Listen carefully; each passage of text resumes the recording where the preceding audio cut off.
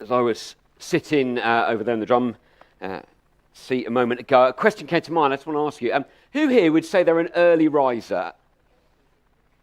Who here would say they're not an early riser, whether you have to get up early or not? You tend to imagine fit into one of those two camps. Maybe there's other options and that sort of thing. Most of you might know about me. I quite like to get up in the morning. I like to get up, particularly before everyone else is awake, just have a bit of space and time.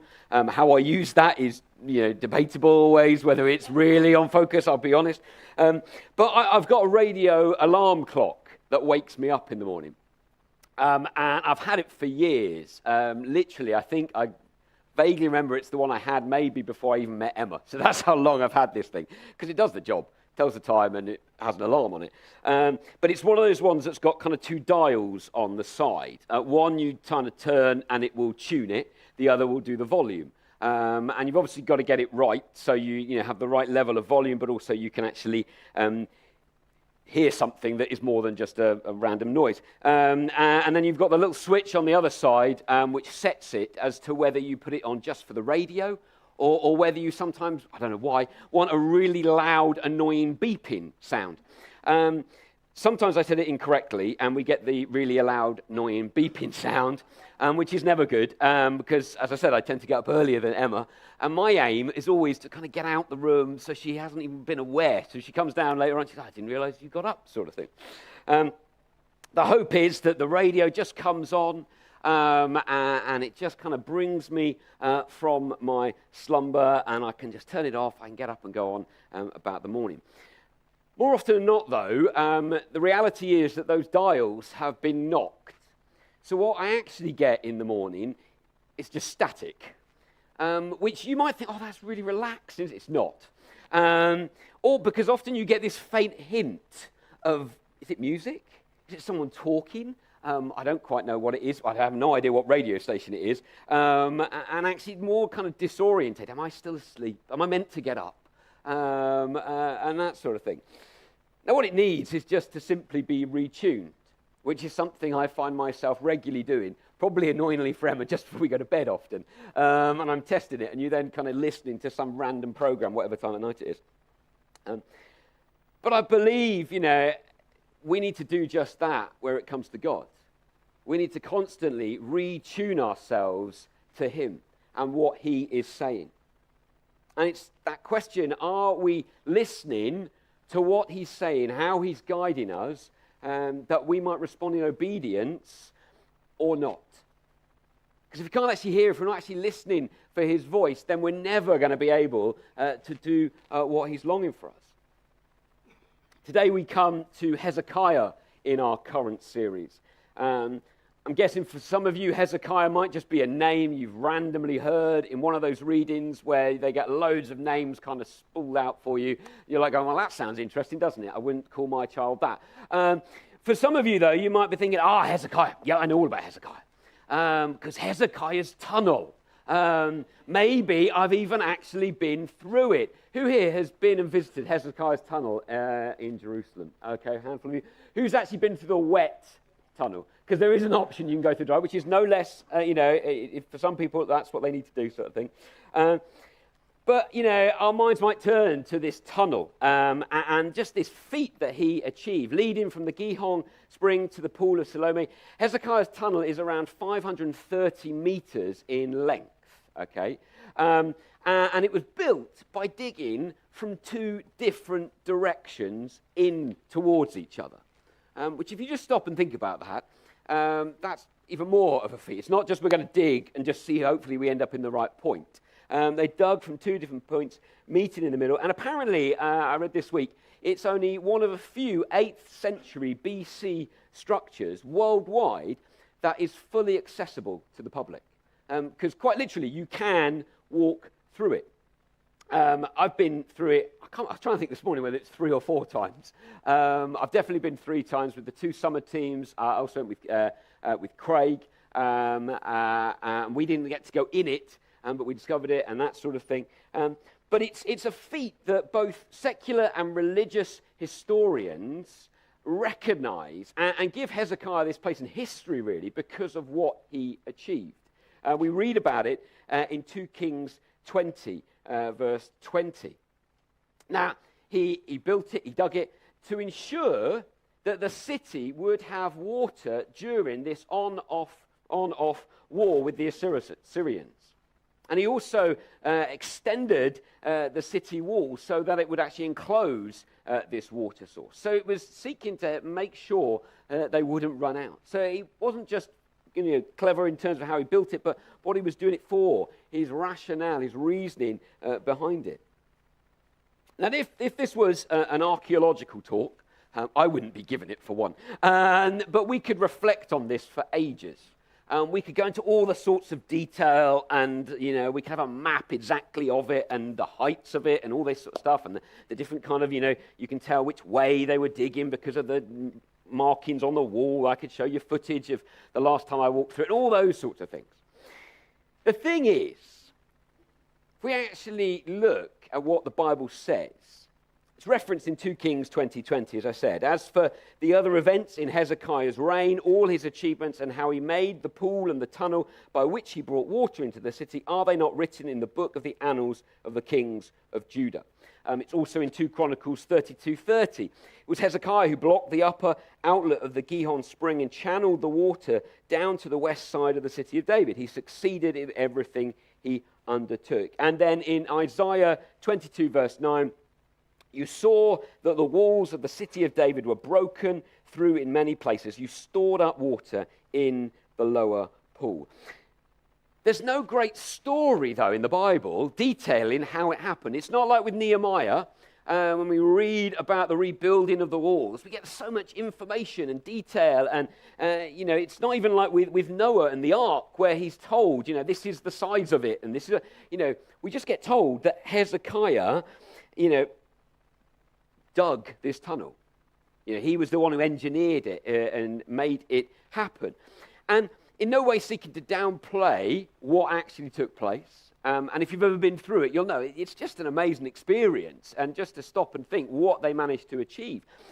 But it really struck me that it's one of those things that we need to make sure we just hold in perspective in terms of who Hezekiah was and actually all that he did.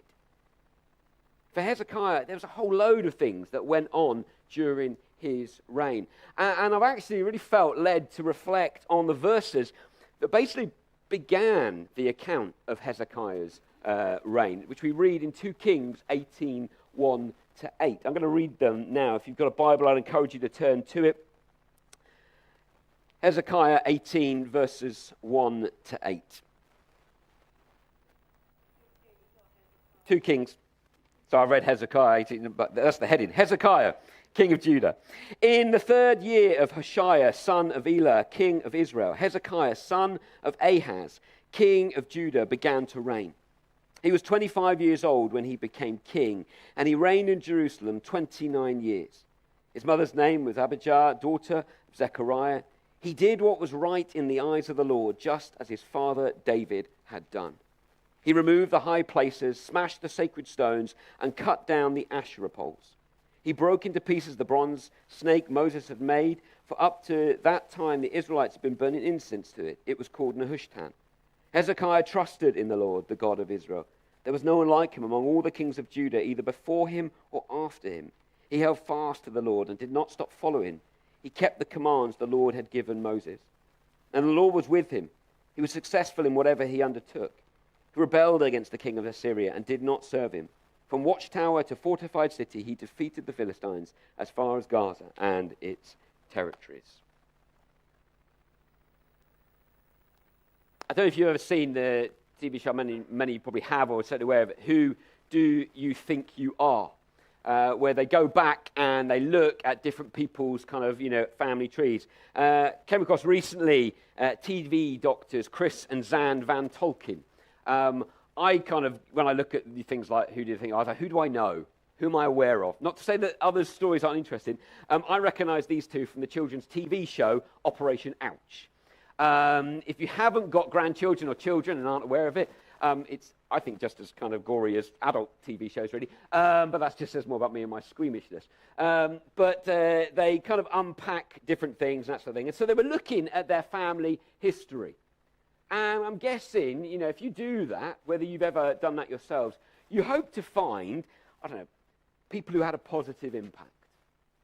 You hope to find people who made a difference. You hope that those who've gone before you, that they led the way. In their episode, Chris and Zan actually found themselves quite horrified because they discovered that one of their ancestors was a prolific slave trader. And watching them, they start with that expected sense of excitement. And again, you can imagine as children's TV presenters, there's that banter between them, and it's quite light-hearted, and there's jokes and that sort of thing. But that's all left behind, and they almost find themselves rather sickened as the story unfolds. And as it goes back, generation to generation, and it actually becomes reality that, this is what is found back in their family line. And that's not to hold them in any way responsible for the actions of their 5 times grandfather. But it's that real challenge for them to hear in that this is what someone who's related to them was involved in. In many ways, we see something of this with Hezekiah, as is referenced, he's son of King Ahaz, but the legacy that he inherited was not good. He succeeded his father on the throne of King of Judah. His life is recorded. Initially, it's mentioned in 2 Kings 16, verse 20. Then in 2 Kings 18 through to 20, and then also in 2 Chronicles 28 to 32. He was 25 when he became king. He reigned for 29 years, and he spoken of as a good and a great king. It's referenced in here, he trusted in the Lord. The Lord was with him. Sadly, as we heard a few weeks ago, when Jenny was sharing, you look at the kings in the Old Testament, and few of them walked with God until they died. That is, even if they started walking with God, because many of them had no interest whatsoever. The name Hezekiah translates the Lord strengthens. And I think it's fair to say that he needed God's strength to accomplish all that was asked of him. His model was King David, and he was no means perfect. But as we read in verse 3 of chapter 18, he did what was right in the eyes of the Lord, just as his father David had done. I don't know about you, but as we've reflected on this topic of obedience, obedience is never an easy thing. It's never straightforward, and if we think it is, then I wonder whether we're maybe missing the point of actually what is being asked of us. But what I want to reflect on here is that actually obedience, when it comes to what it means to follow Jesus, to live as a disciple, it requires us to be constantly in conversation with God, to be listening and responding to what God is saying, how he is directing us. If we're just going to dip in and out every so often, then that conversation, that relationship is going to break down. It's not going to be as effective as it can be. And surely we're not going to be able to hear what God is actually saying to us. In those verses that I just read from 2 Kings 18, there's verse 4 that really jumped at me. I felt God highlight. Speaking of Hezekiah, he removed the high places, smashed the sacred stones, and cut down the Asherah poles. It goes on, though. He broke into pieces the bronze snake Moses had made, for up to that time the Israelites had been burning incense to it. It was called Nehushtan. So I read that. I just went, what? Sorry? What's this all about? I get, removing high places, tick, yeah. We hear that sort of thing regularly, yeah. Smashing the sacred stones, tick again, yeah. Cutting down the Asherah poles, yeah, tick a third time, all good. But this bronze snake, what is that all about? What's going on here? If you turn back with me to Numbers 21, Numbers 21 and reading from verse 4. It says they traveled from Mount Hor along the road to the Red Sea to go around Edom, but the people grew impatient on the way. They spoke against God and against Moses and said, "Why have you brought us out of Egypt to die in the wilderness? There is no bread, there is no water, and we detest the miserable food." Then the Lord sent venomous snakes among them. They bit the people, and many Israelites died. People came to Moses and said, "We sinned when we spoke against the Lord and against you. Pray that the Lord will take the snakes away from us." So Moses prayed for the people. The Lord said to Moses, "Make a snake, put it up on a pole. Anyone who is bitten can look at it and live." So Moses made a bronze snake and put it up on a pole. Then when anyone was bitten by a snake and looked at the bronze snake, they lived. So this is during the wilderness years where they're just wandering aimlessly, but waiting to reach the promised land. And I mean, in many ways, the passage speaks for itself. There is this bronze snake, and any who have been bitten can look at it, and they will live. And you think, that's great. I mean, certainly if you were bitten, it would be really helpful. The thing is, as we flick back to 2 Kings 18, whereas the Lord gave Moses the instruction to make the bronze snake for a specific time, for a specific purpose, someone, probably with the best of intentions, had the bright idea of holding on to it. You never know, it might come in handy one day. It could prove useful. I mean, you never know. What if the snakes return? What will we do then? And we'll have an instant kind of cure and sort it out sort of thing. And so as we discover it years later, generations having come and gone, the bronze snake, well, it's now known as Nehushtan, and burnt offerings are being made to it. You know, the commentator Wearsby says it was a religious relic that had reached the status of an idol. How easy it is for human nature to want to honor religious relics that have no power. Hezekiah was a man of faith who trusted the living God and followed his law, and he didn't want the people worshipping a dead, useless image. Yeah, I believe God wants to remind us that obedience is about constantly being in tune with his will. That's what we need to be seeking after. You know, I think the Nehushtan, as it had become known, is quite a scary reminder of what can happen when we take our focus off of God. If we stop longing after his voice, his direction, his guidance, you know, we can end up in a whole load of trouble. I don't know for certain, but as I said, I'd like to think whoever thought it was a good idea to hold on to the bronze stake probably did so because they thought they were being helpful. They thought it was the right thing to do. They weren't doing it in that moment thinking, oh, this will make a good idol in times to come, won't it? Yes. It'll come in handy if we ever have a few burnt offerings kicking around we've got to do something with, we'll be able to get them over here, sort of thing. Yet over time, its original purpose had been forgotten. Its meaning had become warped. What God had originally said had been lost.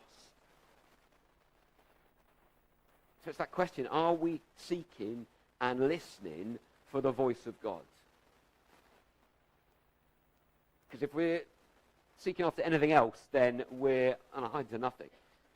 And if we find ourselves going, well, actually, I feel God has said something to me, maybe a long time ago, that's still relevant, I then want to ask the question, are we asking for confirmation that God is still saying the same thing today? Because he may be. But I wonder whether sometimes we can just hold on to something and we just assume, because God said it once at some point, that he's going to carry on saying the same thing to us. Whereas actually his will for us, his heart for us, could be completely different. You know, it's 20 years ago this year that I began serving as an assistant minister over at Beulah Baptist Church in Bexhill. Since I was a teenager, many of you will know, my story, I'd felt God's leading, his calling towards Baptist ministry. I can remember sitting in what is currently the resources cupboard, it was the church office at that point, chatting with Dennis, and him wisely encouraging me, well, you should probably go and do some A-levels first, before you kind of think about where it might lead you and that sort of thing. But as a church, Bata Baptist Church, commended me and supported me, and then in turn Emma as well, in terms of our journey that led us from Bible college through to settling over in Bexhill. That said, it's 15 years ago this year that I began serving as the executive director based out of an office in Basildon, Essex, for the Christian charity Arise Ministries. I went from working in a local church-based situation to travelling all over the country and to other countries as well at times, to support multiple churches from across a whole range, of denominations, all in their ministry, particularly amongst children, with the vision of equipping the church to reach a generation. Saying, how can we help you equip children to share their faith with other children? How do we see that generation released in their faith? I know for certain, 20 years ago, I did not think that was what I was going to end up doing. Because God had, I felt, clearly said, you're to head into pastoral ministry within the local church. That's where I want you to go. But yet, we ended up based in Essex, travelling around the country, doing something very different. That said, it's 8 years ago this year that we moved to Battle and returned to ministry based in a local church. And again, it's a story for another time, but we weren't expecting that. Emma will tell you the story of how I just stood in the kitchen early, having come up early one day, as she's out in the garden with Ella, with this look on my face of, I've just had this phone call. Maybe God's saying something. I genuinely knew, I felt that God was saying my time at Arise was coming to a close, but I didn't think he was going to lead me back into local church ministry. Yet on each occasion, God has guided Emma and I. Sometimes, we've heard him quicker than at others. Sometimes one of us has had an inkling first and the other one has had to catch up. I won't say whether it's always me. Often it is. Sometimes it's been through a bit of the Bible that God has spoken, and we felt that confirmation. If you've seen the painting in our lounge, it's someone did that for us based on some passages that we really felt key, and a number of people shared with us coming here. Other times it's through pictures and that sort of thing. I've got a wooden surfboard that's about 4 foot high up in the workshop that reflects a picture that was given to me when we kind of moved on from Bexhill to Basildon. Just to be clear, I keep it because I think it's a cool kind of shape and it's made of wood, not because, I think it's a picture that still resonates for us, because actually that was for that time. But it speaks to me and reminds me of that step that we took back then. Now, I'm aware they are, big examples. Many people, I'm aware, will not necessarily feel that God is going to move them from one place to, another county and completely change their jobs, and you're going to uproot as a family and move around all those things. But I believe it's exactly the same when it comes to the day-to-day mundane choices that we all make as to whether we are seeking and listening for the voice of God. I wonder whether sometimes we don't think God's really either interested in our everyday, or actually we think, it's just not that important.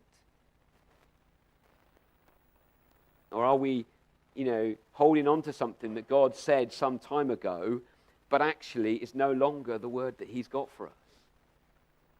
When we had that call to move away from Arise and to come here to Battle, I could have said, hold on a second, no, God has, led me to work as an itinerant minister, working amongst children. That's it. That's what God said back at the start of 2009 when you came to leave, Beulah, and I'm going to hold on to that because that's what God has said. It was about humbly coming to him and saying, God, what are you saying now? And I can still remember, I've said I think before, running up a road in Basildon where I clearly feel God just spoke. And from that moment on go, okay, this is what you're obviously leading us into. Feels kind of nuts and crazy and scary, but we're going to seek to do our best to follow you. Come back to where I started.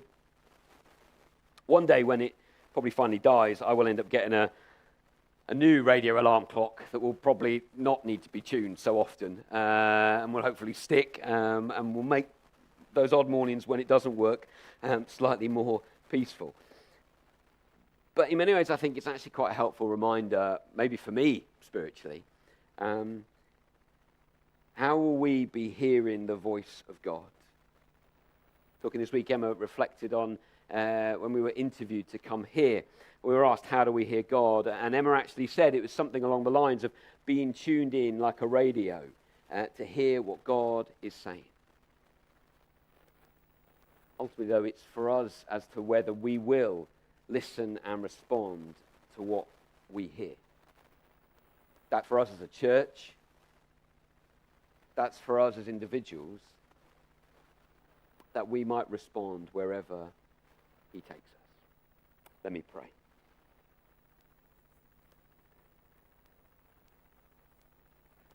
Lord, I thank you for the fact that your grace is big enough to work with those times when we don't always hear you straight away, or when we do hold on to things that maybe were for last week or last year or further back. I want to thank you that you also continue to speak into the here and the now, leading us, as that thing said earlier, into the not yet. And I pray that you'd continue to speak and we would continue to hear, Lord. I pray that we would continue to seek to tune our hearts and our lives, our all to you. That we won't let the distractions of this world get in the way. That we will seek after your voice. And that when we hear it, we will respond with everything we've got, Lord.